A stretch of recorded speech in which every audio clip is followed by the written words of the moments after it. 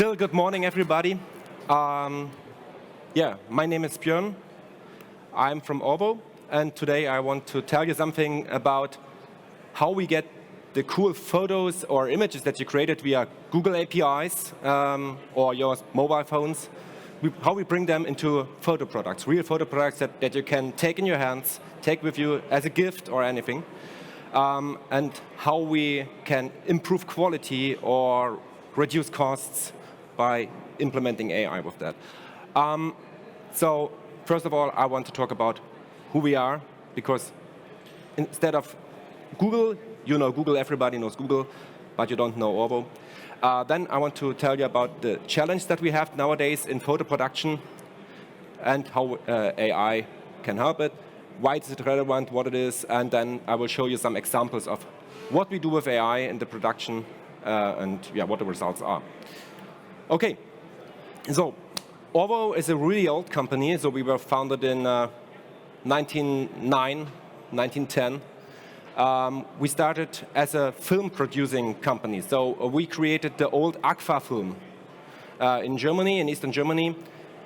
Then later, the companies were split after the Second World War. We still produced film, but also Agfa produced films in the US.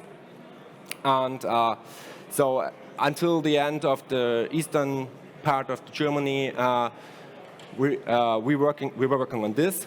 Then after that, we were producing photos.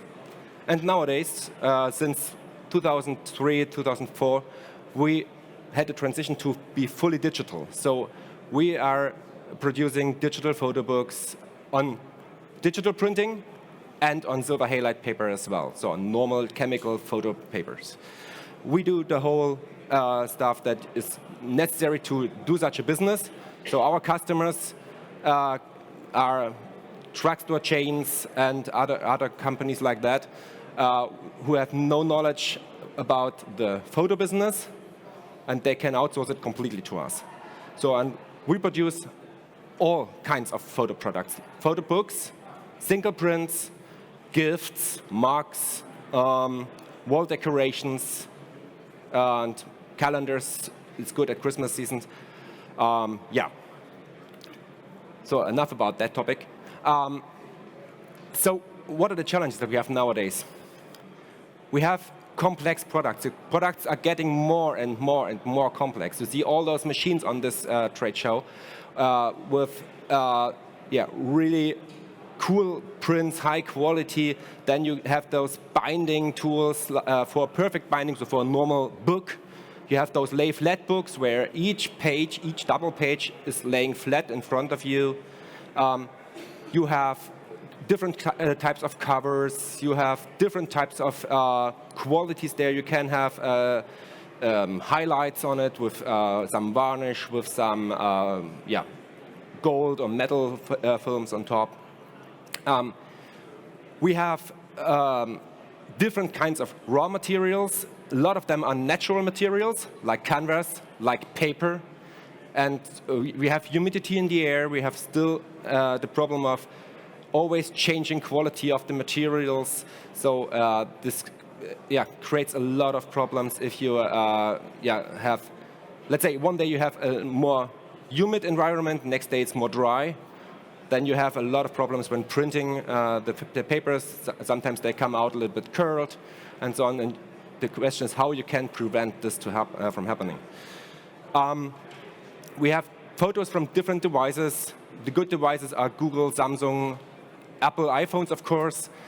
Then there are cheap devices which create not so good photos, but still the customer wants the best quality. The customer wants to get the products in the best case now, instead of waiting for shipping and so on. Not talking about production.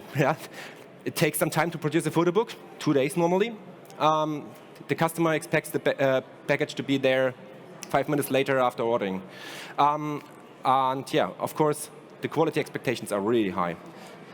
So in the past, everybody tried to do it the normal way. So there were image enhancement technologies based on color correction, red eye removal, such things. So the question is, was always, how can we be better than that?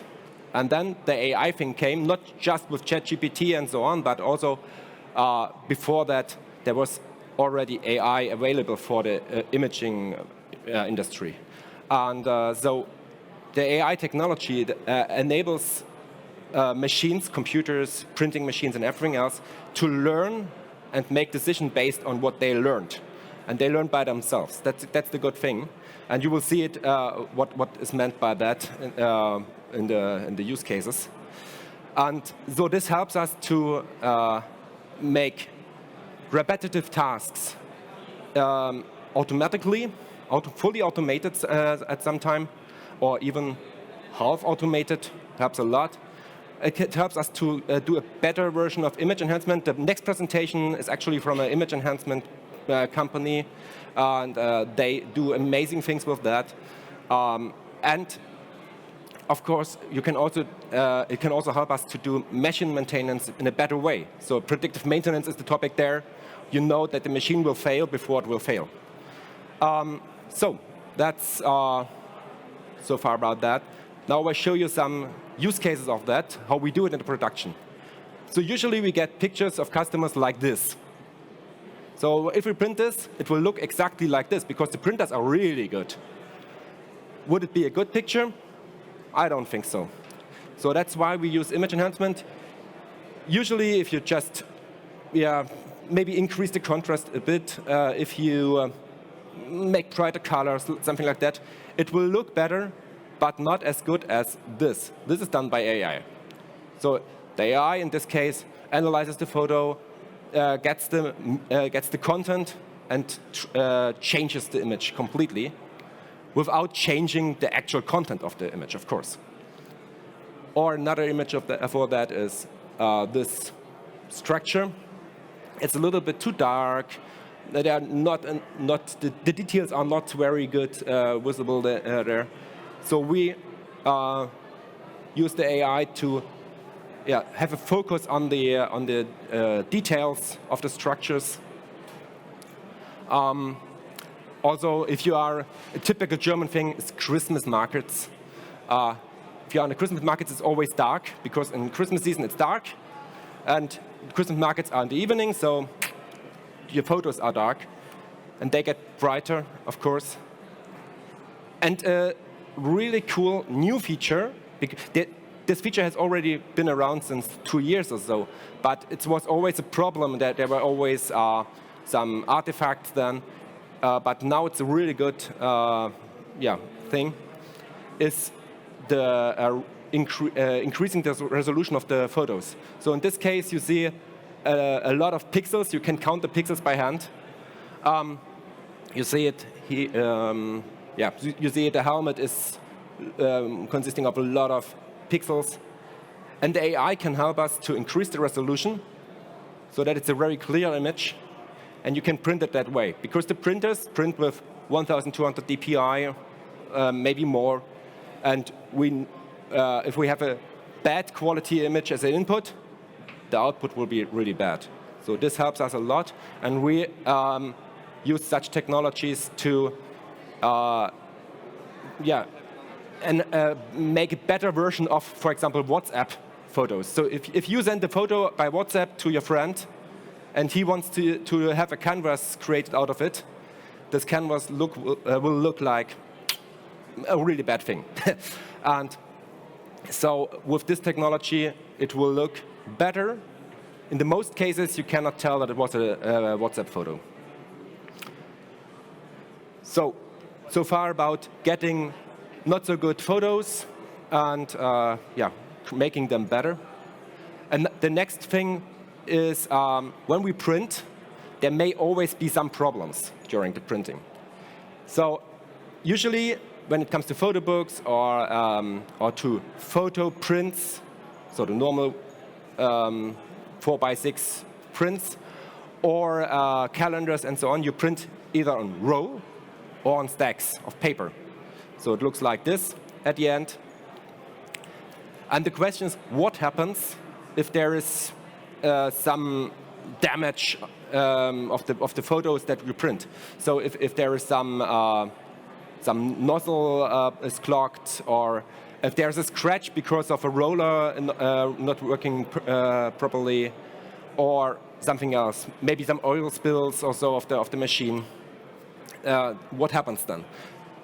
In the past, it was sheer luck to find such mistakes, because the machines produce like 2,000, 3,000 sheets of paper per hour. Nobody can look through all the sheets and find all the mistakes. So, for our machines, we are working in this case with HP Indigo. They have a tool called AAA.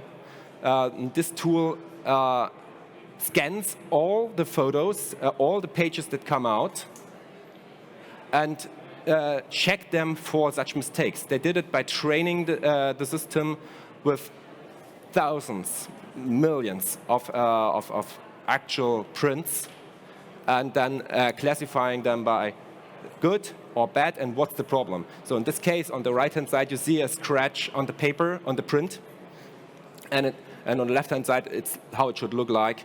And in this case, it would say, this sheet is damaged. And the good thing about this technology is it happens so fast that it rejects the paper from going on the stack, and it reprints the page and puts it on the stack. So at the end, we know that the whole stack that comes out of the machine is good in terms of quality, in terms of printing quality. So this helps us a lot when it comes to reduce post-printing quality checks, which saves time. And again, the printing time, the production time is really crucial for the customer. So yeah, so this is a really, really good thing which helps us a lot. Unfortunately, it's just available for digital printing so far. We have no such solution yet for the silver halide prints. So there we have to check the quality manually. Takes a lot of time, but yeah, you have still to do it. And the third thing I want to talk about is the predictive maintenance. I think everybody has heard about it. Basically, the idea is you want to know that the machine will break down before it breaks down actually, so that you can plan for a maintenance. Because not only that the prints will be damaged and you have a downtime at that moment, but also you have to call the company to have a technician there, which takes 1 day. Then he comes, then he has to prepare. Maybe the part is not there. The spare part is missing, so he has to order something. You have a downtime of 2, 3, even more days, which may be okay in this time of a year, during the Christmas season, which is for our product range the most important season of the year. This is a nightmare. And so for us, it helps to know that the machine may have a problem, and we can talk to the technician before there will be a problem, and he can come, check on it, and then repair it prior the breakdown. So this is done by having a lot of sensor data. So you have, in every machine, you have motors, you have vibration sensors, you have, of course, some throughput numbers like sheets printed, boxes created, and so on. And the system will get all the data and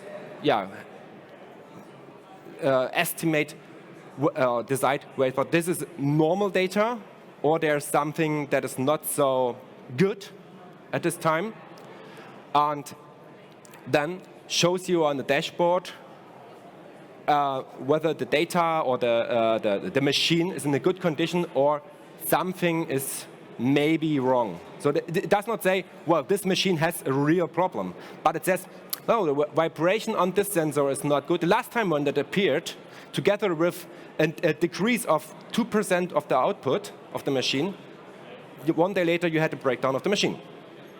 And so this is really helpful when it comes to keeping the machines up and running and producing in good quality. So to wrap it up, AI helps us a lot to improve the quality of the images and photos, and also of the prints. And it helps us also a lot of being much faster, because we can take out the damaged prints automatically, and be more reliable during production because we have the predictive maintenance, we have the AAA of HP, and the good thing is that AI is already there for the production, and it's available, and we can use it. And but as always, there are some downsides. You have a very high technical complexity. For each of the machines where you want to have predictive maintenance, you have to have the sensors. Some of them are there, some of them are not there. You have high costs for the computational power. So for example, the price that he mentioned before in the talk before, for one photo, we print hundreds of thousands of photos every day. So take the price he told you by, let's say, 1 million, and this is the cost of doing that. So it's pretty expensive. Of course, there are some discounts for volume and so on, but yeah, still, it's a lot of money and a lot of energy that is wasted. So it's also a sustainability issue. And we are dependent on the technology. So there's a vendor login, of course, and we have to trust the technology. And I mean, now we have 5 fingers on each hand when we create an image with Google or with Midjourney or anything. This was not always the case. And I'm German. We also have the GDPR in Europe, so data privacy, data protection, and sending data into the cloud for doing AI stuff with photos of people. This is sensitive data, and there are contractual measures to handle this. But in case something happens, you have to prove it. It's not just a contract. That you cannot just show the contract. You have to prove that everything was right, and you will be responsible for that. So that's also something that has to be solved in the future. Also, when it comes to the GDPR, has a thing that is the right to. You can ask us to remove your data.